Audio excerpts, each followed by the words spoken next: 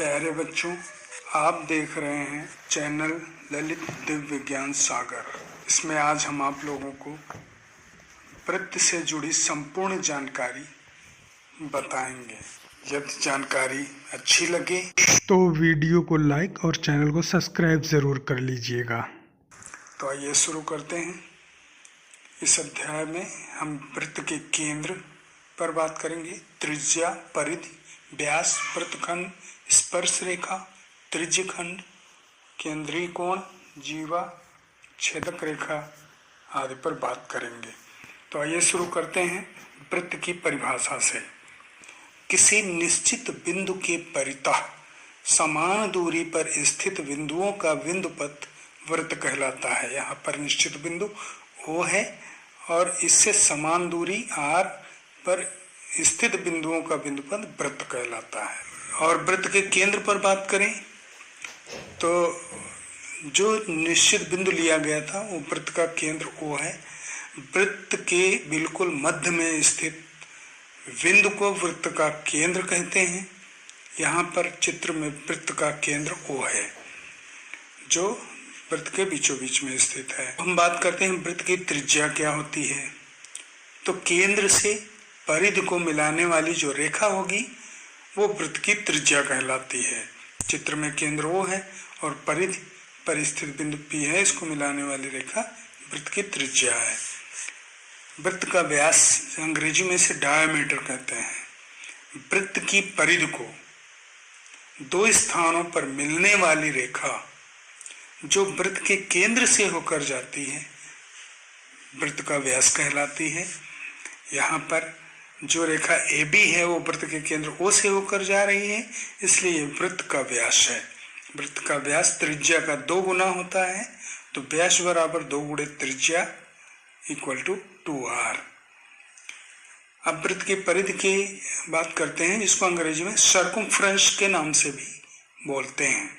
वृत्त की बाहरी सीमा, जो बाहरी घेरा होता है, उसकी कुल लंबाई को ही वृत्त की परिधि कहा जाता है। जब हम वृत्त के केंद्र से एक निश्चित दूरी त्रिज्या से कोई घेरा खींचते हैं तो जो घेरे की लंबाई होगी वो वृत्त की परिधि होगी। वृत्त की परिधि का सूत्र होता है 2πr। अब इस सूत्र में जो पाई आया है वो क्या है? पाई परिधि और व्यास का अनुपात होता है। किसी भी वृत्त के परिधि तथा व्यास के अनुपात को पाई से प्रदर्शित करते हैं, जिसका मान सदैव स्थिर रहता है, इसलिए इसको स्थिरांक भी कहा जाता है।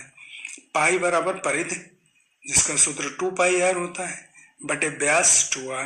वृत्त संबंधी और भी महत्वपूर्ण सूत्र, जैसे वृत्त की परिधि का सूत्र भी हम लोगों ने पढ़ा, सर्कमफ्रेंस C बराबर होता है 2πr, जहाँ R त्रिज्या है और इसको RD भी लिखते हैं, जहाँ D व्यास है जो त्रिज्या के दुगने के बराबर होता है।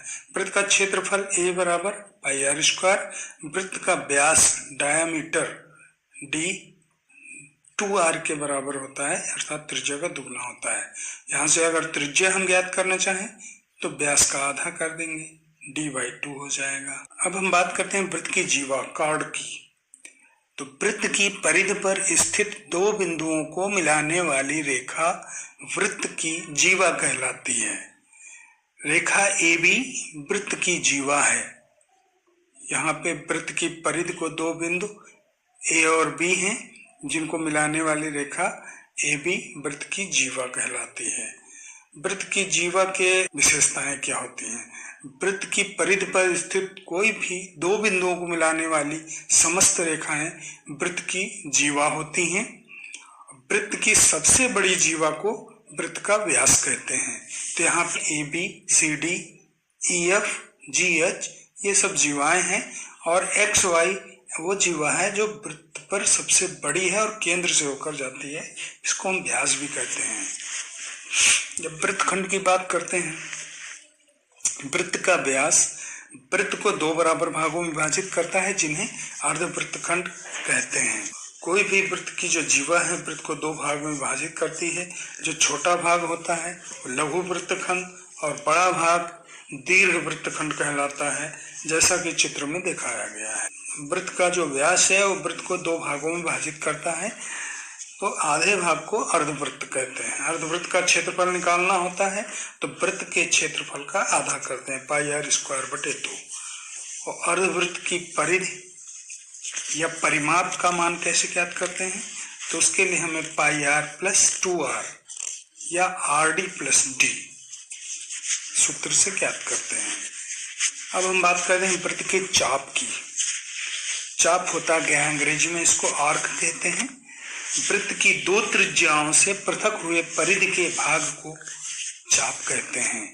यहाँ पर दो त्रिज्याएं एओ और ओबी हैं, इनसे जो परिधि का भाग अलग हो रहा है उसी को चाप कहते हैं। छोटे चाप को माइनर चाप, लघु चाप या माइनर आर्क कहते हैं और बड़े भाग को दीर्घ चाप या मेजर आर्क कहते हैं। चाप की लंबाई है, आर्क लेंथ कैसे ज्ञात करते हैं, 2 पाई आर इंटू थीटा अपान 360, यानी आर्क की लंबाई बराबर होता है 2 पाई आर गुणे थीटा बटे 360,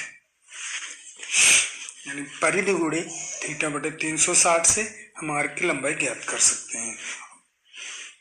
त्रिज्यखंड क्या होता है, वृत्त की दो त्रिज्याओं और उनके द्वारा निर्मित चाप से घिरे भाग को त्रिज्यखंड कहते हैं। थीटा जो है सेंट्रल एंगल यानी केंद्रीय कोण है, आर रेडियस है, त्रिज्या जिसका मान 22/7 होता है। लघु त्रिज्यखंड के चाप की लंबाई पाई आर थीटा बटे 180 अंश होता है। चाप की लंबाई निकालने के लिए जैसे हमने पिछले स्लाइड्स पे बात की कि परिधि गुणे थीटा बटे 360, इस फार्मूले से सूत्र से चाप की लंबाई ज्ञात कर सकते हैं। त्रिज्यखंड का क्षेत्रफल निकालना हो तो वृत्त के क्षेत्रफल में गुणा कर देंगे थीटा बटे 360 से, थीटा बटे 360 गुणे पाई आर स्क्वायर। इस सूत्र से हम त्रिज्यखंड का क्षेत्रफल ज्ञात कर लेते हैं। तो इस तरह से अब हम बात करते हैं छेदक रेखा क्या होती है। वृत्त में एक रेखा जो वृत्त को दो भिन्न बिंदुओं पर प्रतिच्छेद करती है वृत्त की छेदक रेखा कहलाती है। वृत्त पर के दो बिंदुओं से एक और केवल एक छेदक रेखा खींची जा सकती है। एक वृत्त पर अनेक छेदक रेखाएं खींची जा सकती हैं, यानी वृत्त पर कोई दो बिंदु हैं तो उन दो बिंदुओं को मिलाने वाली रेखा ही छेदक रेखा होती है। अब हम बात करते हैं स्पर्श रेखा की, टेंजेंट। वह रेखा जो वृत्त से केवल एक ही बिंदु पर मिलती है वृत्त की स्पर्श रेखा कहलाती है। जिस बिंदु पर स्पर्श रेखा वृत्त पर मिलती है वह स्पर्श बिंदु कहलाता है, जैसे चित्र में दिखाया गया है। एक वृत्त पर कई स्पर्श रेखाएं खींची जा सकती हैं, जैसा कि आप चित्र में देख सकते हैं। दूसरा पॉइंट है कि वृत्त पर स्थित एक बिंदु से केवल एक ही स्पर्श रेखा खींची जा सकती है। मतलब वृत्त की परिधि पर तो कई स्पर्श रेखा खींची जा सकती है, लेकिन वृत्त पर अगर परिधि पर कोई एक बिंदु स्थित है तो उससे केवल एक ही स्पर्श रेखा खींची जा सकती है। अब उभयनिष्ठ स्पर्श रेखाएं क्या होती हैं। यदि दो वृत्त एक दूसरे को बाह्य रूप से एक बिंदु पर प्रतिच्छेद करें तो उन पर 3 उभयनिष्ठ स्पर्श रेखाएं खींची जा सकती हैं। यानी दो वृत्त जब एक बिंदु पर मिल रहे हों, टच कर रहे हों, तो ऐसे स्थिति में उन दोनों बिंदुओं से केवल 3 ही ऐसी उभयनिष्ठ रेखाएं खींची जा सकती हैं जो दोनों वृत्तों की स्पर्श रेखाएं होंगी। यदि दो वृत्त एक दूसरे को अंतः रूप से चित्र के अनुसार एक बिंदु पर प्रतिच्छेद करते हैं तो उन पर एक उभयनिष्ठ रेखा खींची जा सकती है, जैसा कि चित्र में दिखाया गया है कि अगर दो वृत्त एक बिंदु पर मिलते हैं तो उनसे केवल एक स्पर्श रेखा खींची जा सकती है। यदि दो वृत्त एक दूसरे को दो बिंदुओं पर प्रतिच्छेद करें तो उन पर केवल 2 स्पर्श रेखाएं खींची जा सकती हैं। यदि दो वृत्त संकेंद्री हों, यानी एक वृत्त के अंदर दूसरा वृत्त हो और दोनों का केंद्र एक ही हो, तो उन पर एक भी उभयनिष्ठ रेखा खींची नहीं जा सकती। यदि दो वृत्त एक दूसरे को एक भी बिंदु पर प्रतिच्छेद नहीं करें तो उन पर केवल 4 उभयनिष्ठ रेखाएं खींची जा सकती हैं। यह चित्र वृत्त का ग्राफी निरूपण है। यह एक वृत्त का आलेख है जिसका केंद्र मूल बिंदु 0 0 पर है। R वृत्त की त्रिज्या है और P XY वृत्त की परिधि पर स्थित एक बिंदु है।